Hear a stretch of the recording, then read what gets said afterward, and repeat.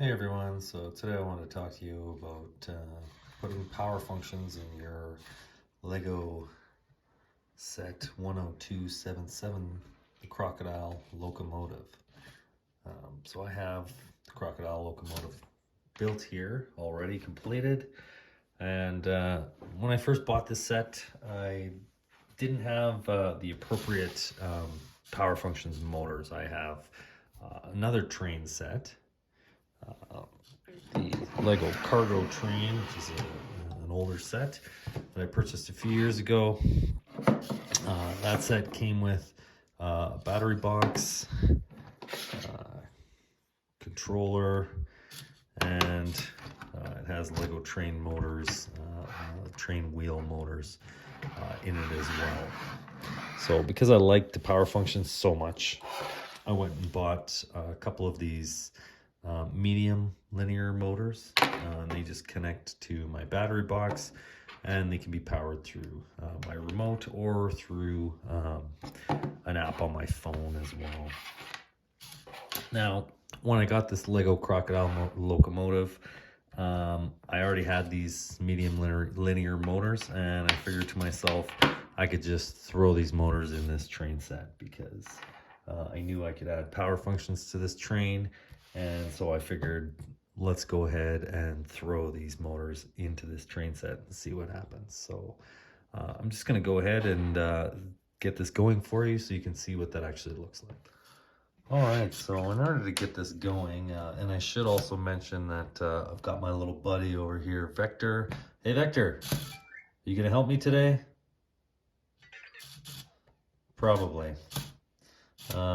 Vector's a little robot that I picked up completely unrelated to this video, but you know, he sits on my desk and he's either gonna help or hinder throughout this process. I'll be completely honest, I find that he pushes a lot of my LEGO constructions off of my table throughout the day on his own. All right, so let's just take a look at the inside. Oh, hey, Vector.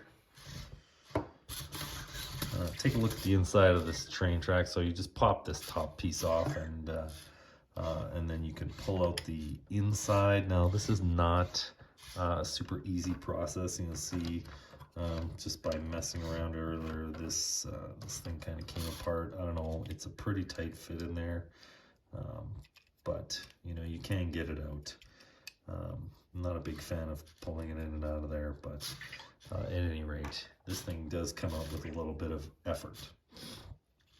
That said, I do really like the configuration of the inside of this train, and the fact that through the instructions, it's a pretty easy process to add the motors in and reconfigure this. And it's actually an easier process to add these medium motors in than it is to add the required motor, which is the large technic motor, which I'll actually add in later. Hey, Vector, go home.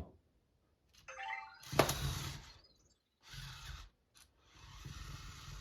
don't know where he's going, but maybe he'll get there if he can find his home. We'll see. That'll be something to notice. Oh, there he's going. Perfect. All right, so like I said, we're gonna just throw in a medium linear motor. So this was the first motor that I actually put in here because like I said, I had this motor already. So I'm gonna go ahead and do that. All right, so I've got myself kind of set up here, and like I said, this medium linear motor actually fits in here pretty easily.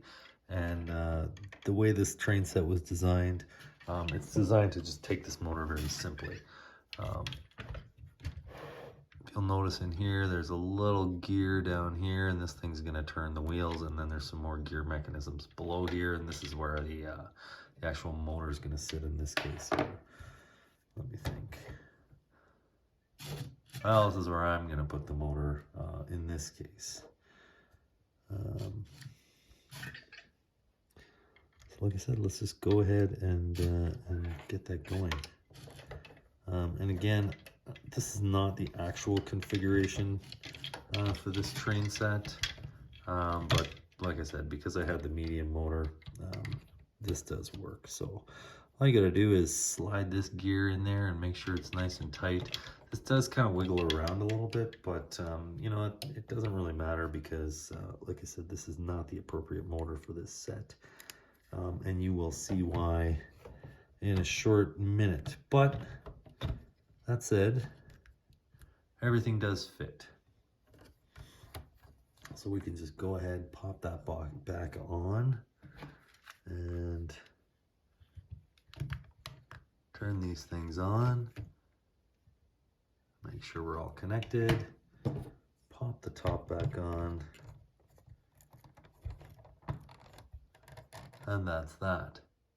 All right, so I've got my motor installed, and I'm not going to put this on tracks right now because I want to just show you what's going on here. So the motor does work, but unlike the other train set that I have, the cargo train, when you put a medium linear motor in here, it does not continuously drive as you would expect a train set to do. You actually have to hold the button down in order to get that train to drive. So, you know, like I said, that wasn't really the intent. You know, it's more like a remote control car than a remote control train set. And it certainly doesn't function as the cargo train does, right? So with the cargo train, you can hit the plus button and the train will continuously drive. Whereas with this motor in here, you actually have to continue to hold this button down or the train immediately stops. So it does work, but you know, you'll end up having to sit there and press the button down continuously, which is, you know, it's a little annoying when you kind of hope that the train will just drive. So as you can see here, I've got the instructions, and yes, within the train set instructions, literally as soon as you open that up, you're shown this page where it says you do need the large motor Lego piece 88013, combining that with your battery box and your app or your remote, which obviously connects via Bluetooth. Wouldn't be a problem, but like I said, because I figured I already have a motor, I didn't think that I would run into any problems. But Lego's got you there, so you actually have to get the big motor. And you know, quite frankly, this is a pretty big train, so realistically, having that large motor, I think makes a little bit more sense for the number of pieces in this train and potentially the number of extra cars that you can have. So nothing against Lego. Obviously, I love Lego. So, you know, it was more just a matter of me waiting till I had the money and waiting for a weekend when there was some double VIP points. So I went and picked up that motor and got double points for that as well. So, you know, like I said, I picked up a motor, and I also picked up an extra set of tracks for myself. I do have quite a few tracks, but you know, if you're gonna buy one, you might as well buy another. So I went ahead and did that. And like I said, now let's go ahead and actually install this in the train. This is a little bit more of a complicated process. I think the instructions here are somewhere near the back. Flipping around here. Not quite as simple as installing that medium motor, because the large motor is actually quite a bit longer, I think, than the medium linear motor. Here we go. So this should be it. Once you get to that final page, that's where you have these instructions where you can come back and reconfigure your train to put that large motor in. And so this is actually quite a bit more of a process than just dropping that medium motor in. Like I said, you know, the medium motor does just drop in, but I'm really looking to essentially install this motor in my train set. So let's go ahead and do that. All right, so I've got my battery box out and my medium motor out, and I'm just going to put those aside. I have disconnected the front and the back of this train. Now, one of the things that really struck me with this train and that I really loved was the number of moving pieces within this train, right? These are just a little ball joint connection between these front pieces and these sections. And you know, when this train is going around the track, it's really fantastic. It looks fantastic. There's all kinds of movement, and you know, that in itself was one of the main reasons why I wanted to pick this train set up. Also the fact that I think it's you know, I think it's actually just a beautiful train. So like I said, I'm going to go ahead and start removing some of these pieces as per the instructions in order to start installing that motor. Where did that come from? Not even sure where that came from. It must have come from the bottom here. No. Oh well, we'll leave that out for now because probably came from this guy somewhere. Oh well, okay, well, crazy random pieces coming off this train set.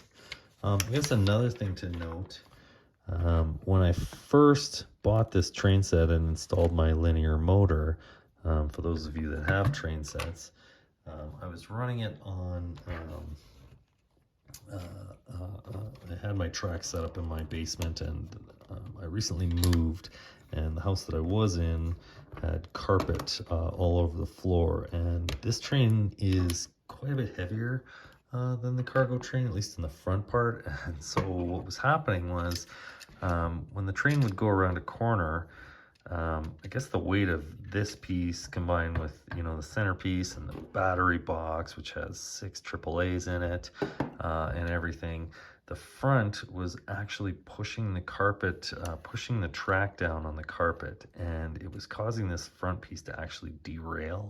And so the whole train would actually derail when it went around a corner, just from that little gap or that little extra space, you know, sitting on top of the carpet. So my new home, I'm actually in the basement, and it has linoleum floors. So I found that when I was driving this train,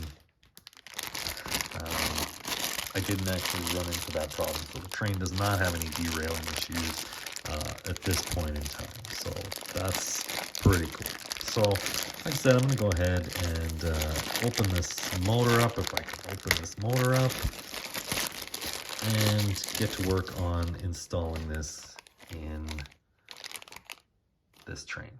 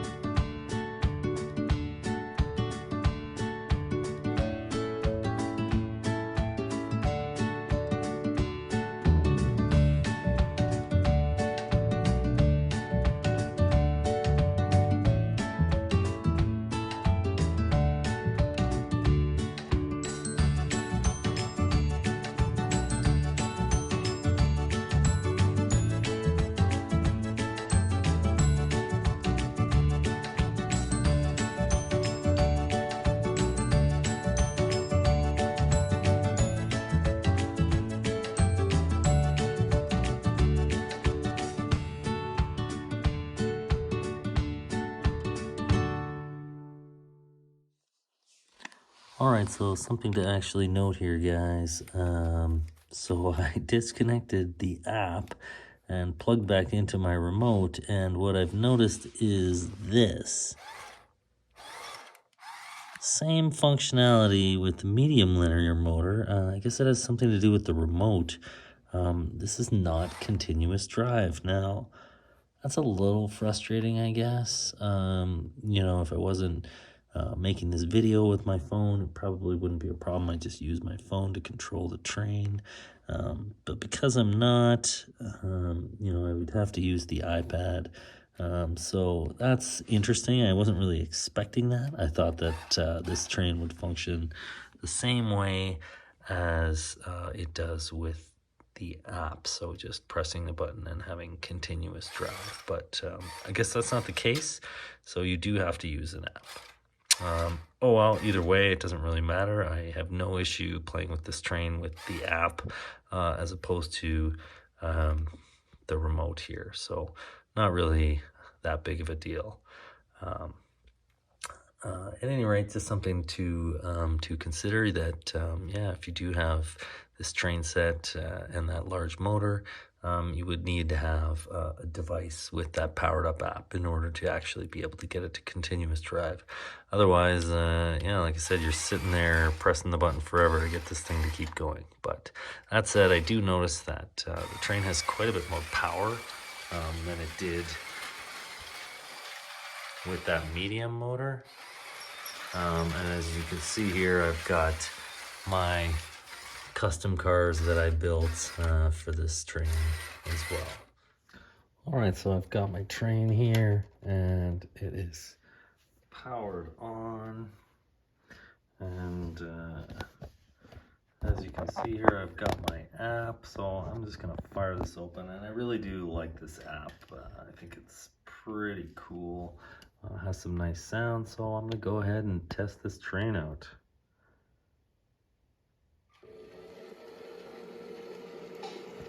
Perfect. Forward and back, no problems. That is fantastic. I am pretty happy about that.